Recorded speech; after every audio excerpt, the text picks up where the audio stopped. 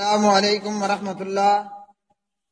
میرے پیارے بھائیوں، قربانی کی تاریخ کے سلسلے میں سلسلہ نمبر قسط نمبر 7 جیسے پہلے کے بیان ہو چکا، اللہ رب العالمین نے سورۃ الکوثر میں نبی صلی اللہ علیہ وسلم کو ونہر کہہ کر قربانی کرنے کا حکم دیا۔ حضرت انس بن مالک خادم رسول اللہ صلی اللہ علیہ وسلم بیان کرتے ہیں کہ کان النبی صلی اللہ علیہ وسلم یضاحی بکبشین وانا اضاحی بکبشین۔ پیارے نبی صلی اللہ علیہ وسلم 2 مینڈوں کی قربانی کرتے تھے اور میں بھی 2 مینڈوں کی قربانی کرتا ہوں۔ صحیح بخاری کتاب الاضاحی، اور اس میں باب ہے، باب فی اضحیۃ النبی صلی اللہ علیہ وسلم، نبی صلی اللہ علیہ وسلم کی قربانی کرنے کا بیان۔ تو اللہ نے نبی صلی اللہ علیہ وسلم کو قربانی کا حکم دیا اور آپ صلی اللہ علیہ وسلم نے قربانی کی اور کیا کرتے تھے۔ اسی طرح اپنی امت کے متعلق پیارے نبی صلی اللہ علیہ وسلم سے سیدنا ابو ہریرہ رضی اللہ عنہ روایت کرتے ہیں، نبی صلی اللہ علیہ وسلم نے فرمایا، جس کے پاس وسعت ہو، گنجائش ہو، طاقت ہو، پھر بھی وہ قربانی نہ کرے تو وہ ہماری عیدگاہ کے قریب بھی ہرگز نہ آئے۔ ابن ماجہ اور مسند احمد۔ حضرت ابو ایوب انصاری رضی اللہ عنہ روایت کرتے ہیں، فرماتے ہیں، عہد رسالت صلی اللہ علیہ وسلم میں آدمی اپنی طرف سے اور اپنے اہل خانہ کی طرف سے 1 بکری قربان کیا کرتا تھا۔ ابن ماجہ اور ترمذی۔ قربانی سنت مؤکدہ ہے۔ سید المحدثین امام ابو عبداللہ محمد بن اسماعیل بخاری رحمہ اللہ نے صحیح بخاری کتاب الاضاحی باب باندھا، باب سنت الاضحیتی، قربانی کے سنت ہونے کا بیان۔ پھر ابن عمر رضی اللہ عنہما کا قول نقل کیا کہ قربانی جو ہے وہ سنت ہے اور یہ امر مشہور ہے۔ تو قربانی سنت مؤکدہ ہے۔ قربانی کرنی کب ہے؟ قربانی نماز عید پڑھ لینے کے بعد کرنی ہے، نماز عید سے پہلے نہیں کرنی۔ اگر کوئی شخص نماز عید سے پہلے قربانی کر لیتا ہے تو اس کے متعلق کیا حکم ہے؟ حضرت انس بن مالک رضی اللہ عنہ راوی ہیں، پیارے نبی صلی اللہ علیہ وسلم نے فرمایا، من ذبح قبل الصلاۃ، جس نے نماز سے پہلے جانور ذبح کر لیا، جس نے نماز سے پہلے جانور ذبح کر لیا تو اس نے محض اپنے نفس کے لیے ذبح کیا، اور جس نے نماز کے بعد ذبح کیا اس کی قربانی مکمل ہوئی اور وہ مسلمانوں کی سنت کو پہنچا۔ صحیح بخاری کتاب الاضاحی باب سنت الاضحیتی۔ اور اسی طرح ایک اور روایت میں یہ الفاظ ہیں کہ جس نے نماز سے پہلے قربانی کر لی وہ اس کی جگہ دوسرا جانور قربان کرے۔ صحیح بخاری اور صحیح مسلم۔ پیارے نبی صلی اللہ علیہ وسلم کے ایک صحابی نے نماز عید سے پہلے قربان کر لی قربانی کر لی۔ برا بن عازب روایت کرتے ہیں رضی اللہ عنہ، میرے ماموں ابو بردہ نے عید کی نماز سے پہلے قربانی کر لی، تو آپ صلی اللہ علیہ وسلم نے میرے ماموں سے کہا تمہاری بکری صرف گوشت کی بکری ہے، ثواب کوئی نہیں ہے۔ میرے ماموں نے کہا میرے پاس 1 سال سے کم عمر کا بکری کا ایک بچہ ہے۔ آپ نے فرمایا تم اسے ہی ذبح کر لو، لیکن تمہارے بعد اس کی قربانی کسی اور کے لیے جائز نہیں ہوگی۔ صحیح بخاری اور اسی طرح صحیح مسلم۔ قربانی کے جانور کی عمر، جابر رضی اللہ عنہ راوی ہیں، صحیح مسلم، آپ صلی اللہ علیہ وسلم نے فرمایا لا تذبحوا الا مسنۃ الا ان یعصر علیکم فتذبحوا جزعۃ من الظأن، کہ قربانی میں دوندا جانور ہی ذبح کرنا ہے جس کے 2 دودھ کے دانت گر کے دوسرے 2 دانت اگ آئیں، تو دوندا جانور ذبح کرنا ہے۔ اگر مشکل ہو اور تنگی ہو، یعنی دوندے کا ملنا مشکل ہو جائے، تو پھر بھیڑ کا کھیرا ذبح کر لو۔ صحیح مسلم، نسائی، ابو داود وغیرہ۔ حضرت ابو ہریرہ رضی اللہ تعالی عنہ سے ہی روایت ہے، نبی صلی اللہ علیہ وسلم نے فرمایا کہ امام نووی رحمہ اللہ فرماتے ہیں مسنہ اونٹ، گائے اور بکری میں سے دوندے کو کہتے ہیں، اور یہ واضح رہے کہ بھیڑ کے علاوہ کسی حالت میں بھی قربانی میں کھیرا قربان کرنا جائز نہیں ہے۔ شرح صحیح مسلم۔ اسی طرح قربانی کا جانور کیسا ہو، برا بن عازب راوی ہیں رضی اللہ عنہ، نبی صلی اللہ علیہ وسلم نے فرمایا کہ 4 قسم کے قربانی میں جانور جائز نہیں ہیں۔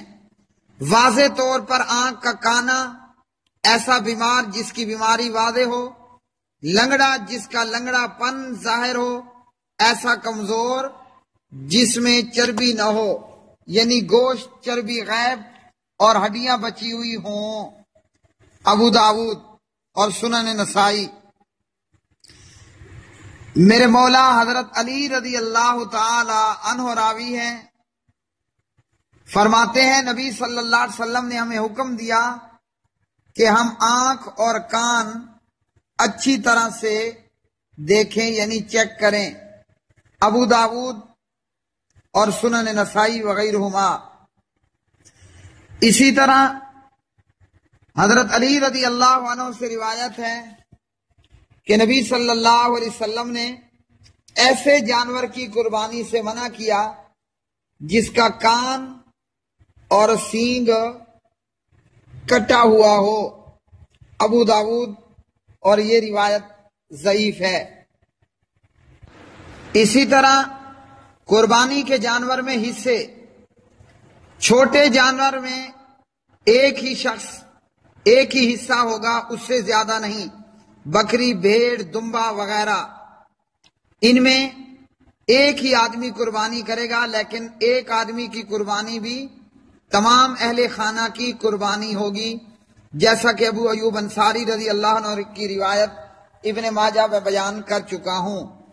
بڑے جانور، اونٹ، گائے، نر مادہ، ان دونوں میں جو ہے وہ گائے کے اندر 7 اور اونٹ کے اندر بھی 7 بندے شریک ہو سکتے ہیں۔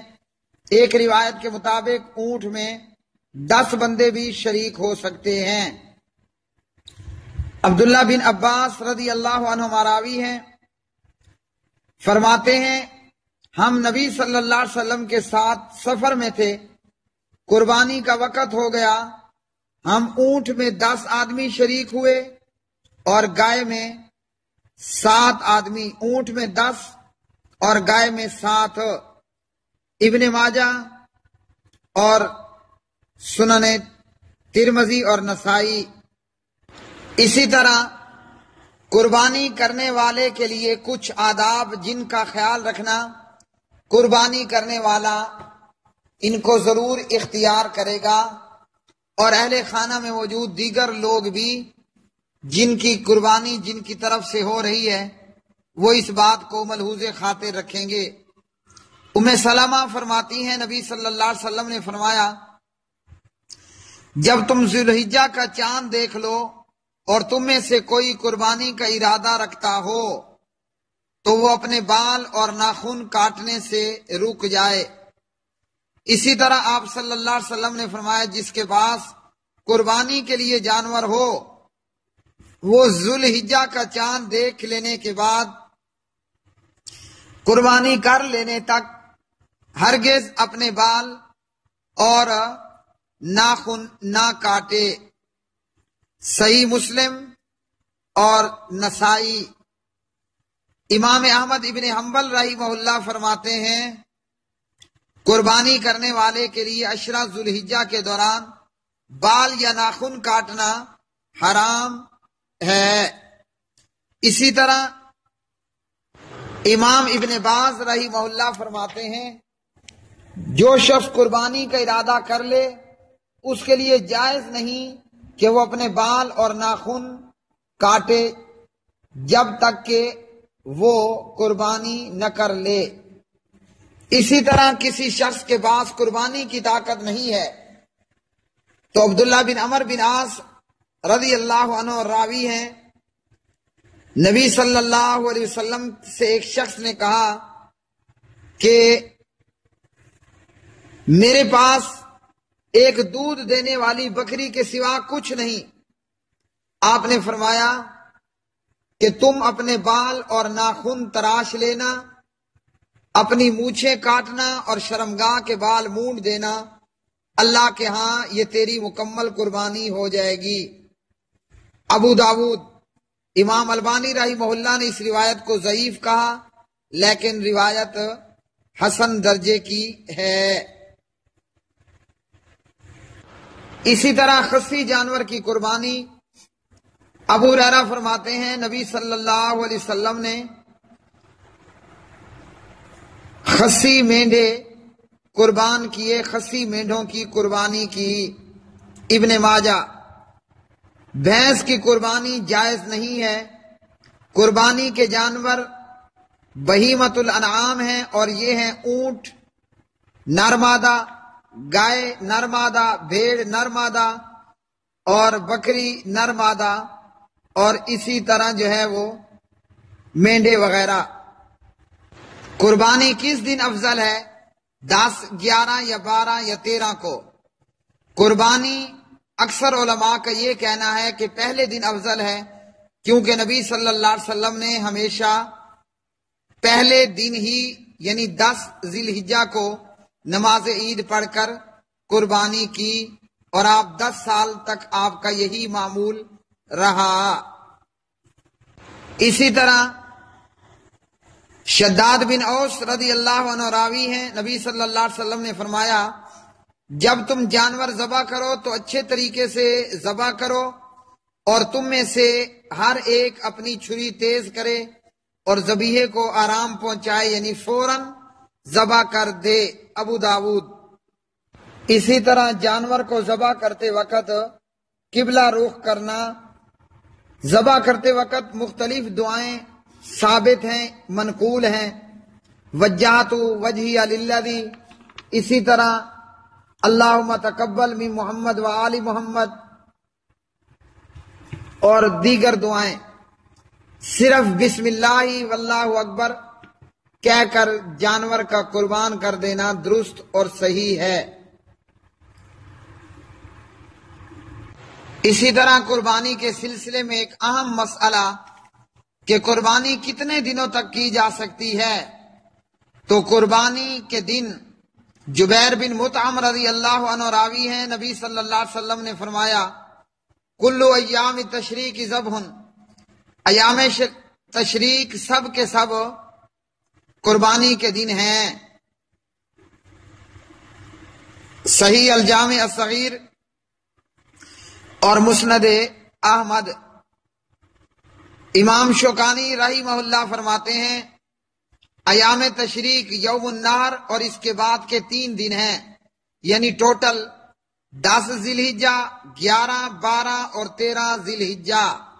13 ذی الحجہ کو نماز مغرب سے پہلے تو چوتھے دن تک قربانی کی جا سکتی ہے۔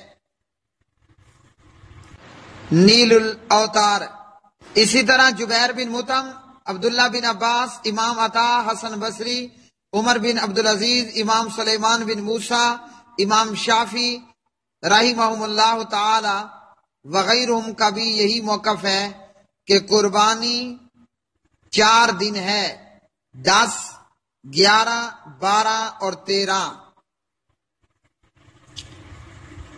بیہقی اور نیل الاوتار۔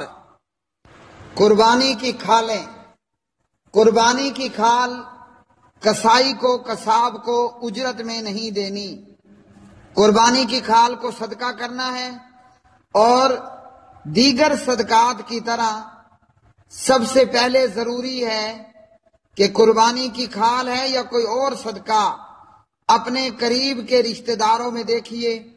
آپ کا بھائی ہے جو کہ مالی طور پر کمزور ہے، آپ کی بہن ہے مالی طور پر کمزور ہے، اسی طرح آپ کے رشتہ دار ہیں مالی طور پر کمزور ہیں، آپ کے محلے دار ہیں، بیوہ ہے، یتیم ہیں، مالی طور پر کمزور ہیں، اسی طرح قریب میں موجود مدارس میں پڑھنے والے، دینی علم حاصل کرنے والے طالب علم ہیں، یا مدارس میں پڑھنے والے طالب علموں کے لیے کھانے پینے کے بندوبست کے سلسلے میں آپ قربانی کی کھال دے سکتے ہیں۔ تو صدقہ خیرات کی طرح قربانی کی کھال بھی سب سے پہلے اپنے قریب کے لوگوں سے شروع ہوئیے۔